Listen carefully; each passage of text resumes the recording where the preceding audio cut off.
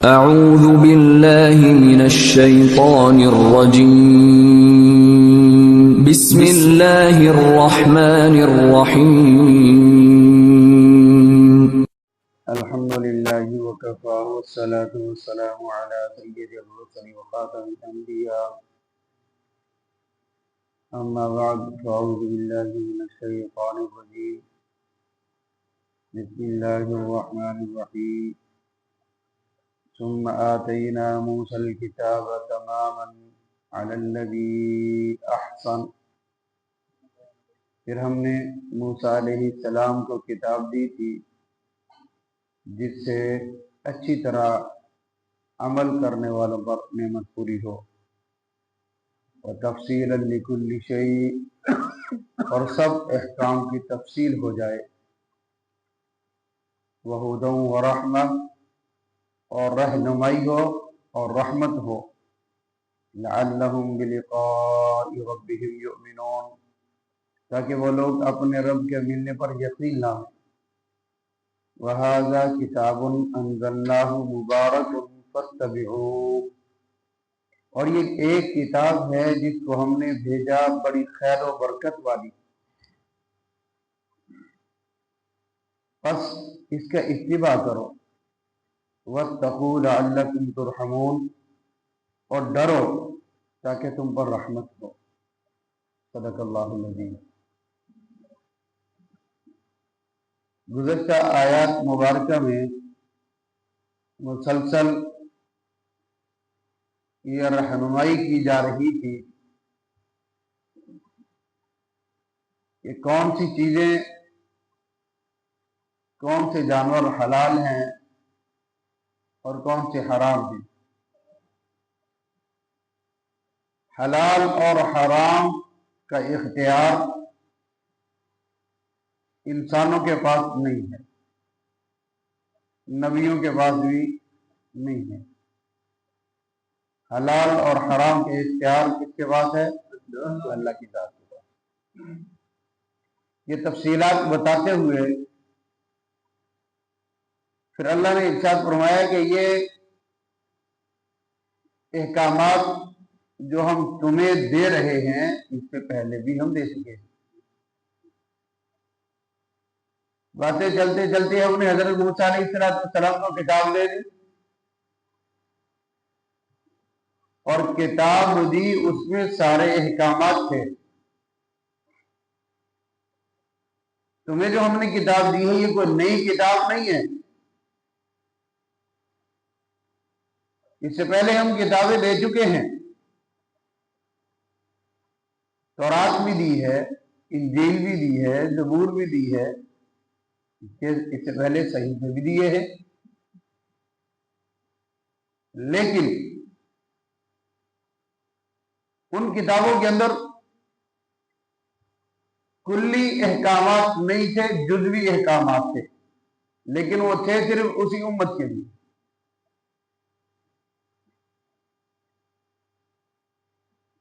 جب اللہ تعالیٰ نے اس کتاب کے نازل کرنے کا ارادہ فرمایا تو اس میں اللہ نے وضاحت کے ساتھ ارشاد فرمایا کہ اس کتاب کے اندر کوئی حکم، کوئی طریقہ، کوئی راستہ ہم نے چھوڑا ہی نہیں، یعنی قبلے سے لے کر بیت اللہ سے لے کر بیت الخلاء تک کے تمام مسائل ہم نے اس کتاب کے اندر درج فرما دیے، تاکہ قیامت تک آنے والا انسان اس سے رہنمائی حاصل کرتا ہے۔ اور یقینی بات ہے کہ جس مسئلے کے بارے میں ہم نے پوچھنا ہو اور عمل کرنا چاہتے ہوں تو قرآن ہماری رہنمائی کرتا ہے۔ اس نے خود وضاحت کے ساتھ کہا ہے، ان ھذا القرآن یہدی للتی ہی اقوم، بے شک یہ کتاب قوموں کی ہدایت کے لیے، ایک بندے کے لیے نہیں کہا، فرمایا کہ قوموں کی قومیں اس سے ہدایت پر آتی ہیں۔ جناب رسول کریم صلی اللہ علیہ وسلم قرآن مجید پڑھتے تھے اور جو بھی سننے والا ہوتا تھا وہ ایمان لائے بغیر نہیں رہ سکتا۔ ایمان قبول کر لیں۔ اس وقت یہ مشہور ہو چکا تھا کہ مکہ کے اندر ایک محمد نامی شخص پیدا ہوا ہے صلی اللہ علیہ وسلم، کہ وہ جو بات کرتا ہے وہ دل پہ اترتی جاتی ہے، لیکن جب اس سے قریب سے گزرو تو کانوں میں انگلیاں دے دو یا کانوں میں کوئی چیز دے دو تاکہ آواز تمہارے کانوں میں نہ پڑے۔ جناب ابو بکر صدیق رضی اللہ تعالیٰ نے کچھ قرآن سیکھا، تو سیکھنے کے بعد حضور سے پوچھا یا رسول اللہ صلی اللہ علیہ وسلم اب میرے لیے کیا حکم ہے؟ حضور نے فرمایا یہ قرآن پڑھتے رہو، عمل کرتے رہو۔ آپ دکان پہ تشریف لے گئے، کپڑے کی دکان تھی، وہاں قرآن پڑھنا شروع کر دیا۔ پہلے دن قرآن پڑھا تو 6 بندے لے کر حضور کی خدمت میں آ گئے، یا رسول اللہ ان کو غلام بنا لیجیے، جن میں حضرت عثمان غنی رضی اللہ عنہ۔ یہ قرآن کی برکت سے یہ آواز سینہ بہ سینہ چلتی رہی۔ حضرت عمر رضی اللہ تعالیٰ عنہ کے کان کے اندر بھی یہ قرآن کی آواز پڑ گئی۔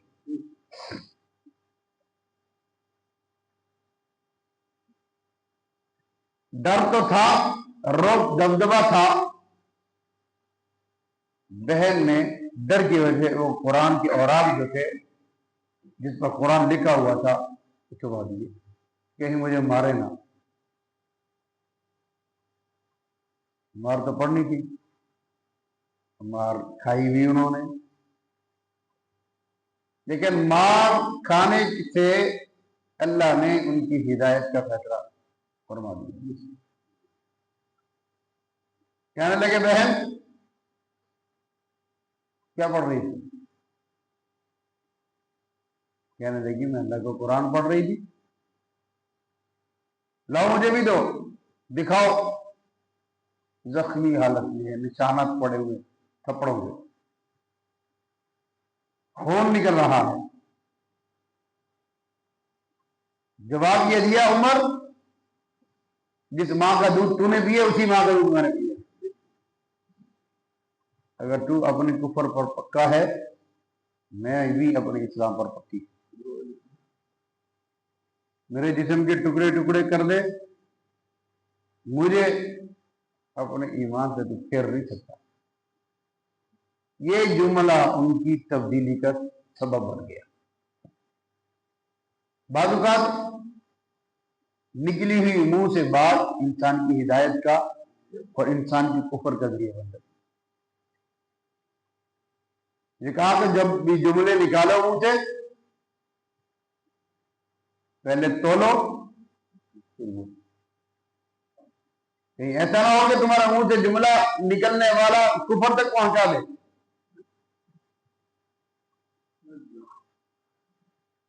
قرآن کے بارے میں کہا کہ مجھے بھی دو، تو آپ نے کیا کہا؟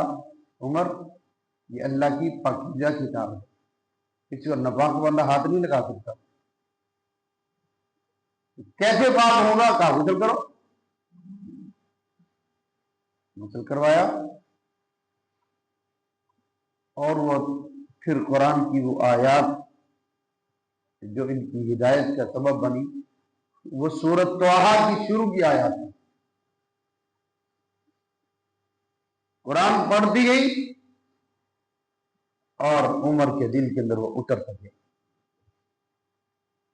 آنکھوں سے آنسو کی لڑی چل پڑی۔ کہا مجھے بھی اپنے نبی کے واسطے کر۔ فوراً حضور کی خدمت میں آئے اور صحابہ ڈر گئے۔ تلوار تو ہاتھ میں تھی، آپ کی عادت ہوا کرتی تھی کہ تلوار کو ہمیشہ نکال کر نیام سے پکڑا کرتے تھے، تو بات بات پر تلوار سے فیصلہ کیا کرتے تھے، اس لیے لوگ ڈرتے تھے۔ تو ایسے بندے سے لوگ ویسے ڈرتے ہیں تو جو بات بات پر نکال لے اس نے تو اور بات کرنی سننی کوئی نہیں ہے، ڈائریکٹ گولی مار دی، وہ ڈائریکٹ گردن اتارا کرتے اللہ اکبر۔ صحابہ نے آپس میں بات کی تو حضرت امیر حمزہ رضی اللہ عنہ اسلام لا چکے تھے۔ آپ نے کہا ڈرو نہیں، میں بھی مکے میں رہنے والا پہلوان ہوں، اگر نیت اس کی خراب ہوئی تو آپ دیکھنا اسی کی تلوار ہوگی اور اسی کی گردن ہوگی، میں اسی کی تلوار سے اس کو قتل کروں گا۔ جب دیکھا حضرت عمر رضی اللہ عنہ حضور کی خدمت میں دو دانوں ہو کر بیٹھ کے،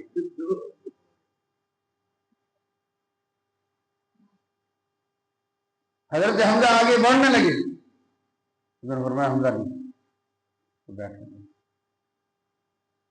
آپ صلی اللہ علیہ وسلم نے یہ دونوں کندھوں سے پکڑ کر عمر کو یوں جوڑا،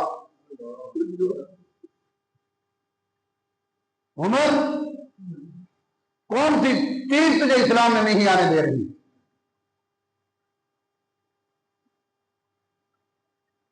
فرمایا یا رسول اللہ صلی اللہ علیہ وسلم میں آ گیا ہوں ہمیشہ کے لیے، میں گردن لینے آیا تھا، اب دینے کا فیصلہ کر چکا ہوں۔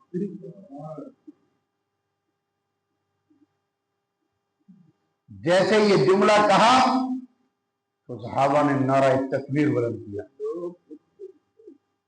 وہ چند صحابہ تھے بنی ارقم کے اندر، گھر کے اندر، اور نعرہ ایسا زور سے لگا کہ مکے کی پہاڑوں تک یہ آواز تھی، پہاڑ بھی ہل گئے۔ لوگوں نے پوچھا کیا ہوا؟ کہا آج عمر ایمان لے آیا، اس کی برکت سے مکے کا ذرہ ذرہ ہل چکا ہے، جو موٹا ہے خوشی کے ساتھ۔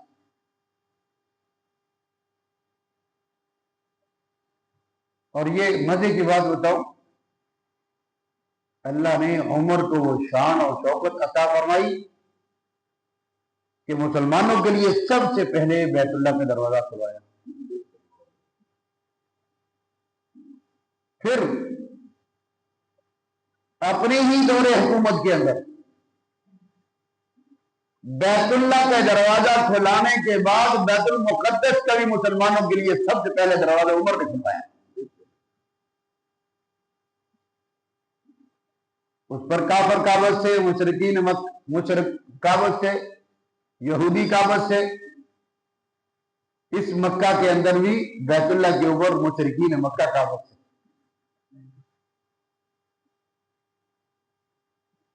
جب حضرت عمر رضی اللہ تعالیٰ عنہ بیٹھے ہوئے تھے تو صحابہ وضو کرنے کے لیے اٹھے وہاں نماز کے لیے، ظہر کی نماز کا وقت تھا غالباً۔ تو حضرت عمر کہنے لگے یا رسول اللہ یہ لوگ کہاں جا رہے ہیں؟ کوئی ادھر جا رہا ہے، کوئی ادھر جا رہا ہے، کیا میرا اسلام لانا ان کو پسند نہیں آیا؟ یہ کیوں ادھر ادھر اٹھ کے جا رہے ہیں؟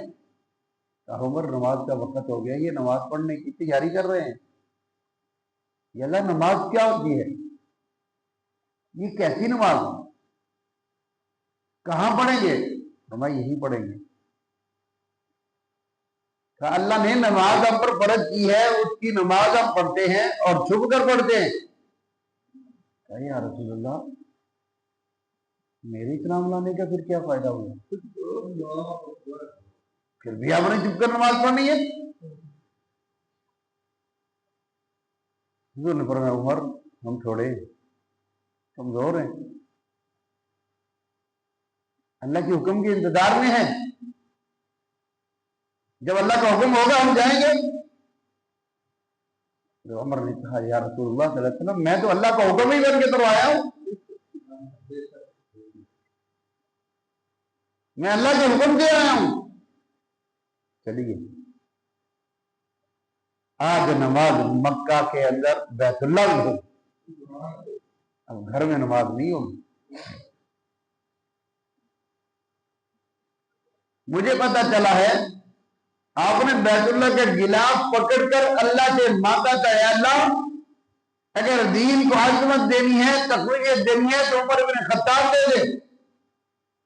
تو اللہ نے آپ کی دعا قبول کی ہے. اسی بیت اللہ کے اندر کھڑے ہو کر آپ نے مانگی تھی. آج چلیے پھر اسی بیت اللہ میں نماز پڑھیں گے. صحابہ ڈر رہے ہیں کہ پتہ نہیں کیا بنے گا. فرمانے لگے تلوار نکالی، یوں لہرا رہے ہیں یوں، اور آواز لگا رہے لوگوں، عمر ابن خطاب ہمیشہ کے رسول اللہ کا غلام بن چکا ہے. جس کا دل چاہے اپنے بچے یتیم کروا لے، جس کا دل چاہے اپنی بیویوں کو بیوہ کروا لے. میں عمر اپنے نبی کو اور نبی کے صحابہ کو بیت اللہ کے اندر داخل کر کے رہوں گا اور وہیں پر نماز ہوگی. وہ نماز کیسی تھی؟ وہ نماز عشق تھی، وہ نماز محبت تھی. نماز پڑھ کے دکھائی تھی. کسی کو جرت نہیں ہوئی کہ کسی کی طرف میری آنکھ سے نہیں.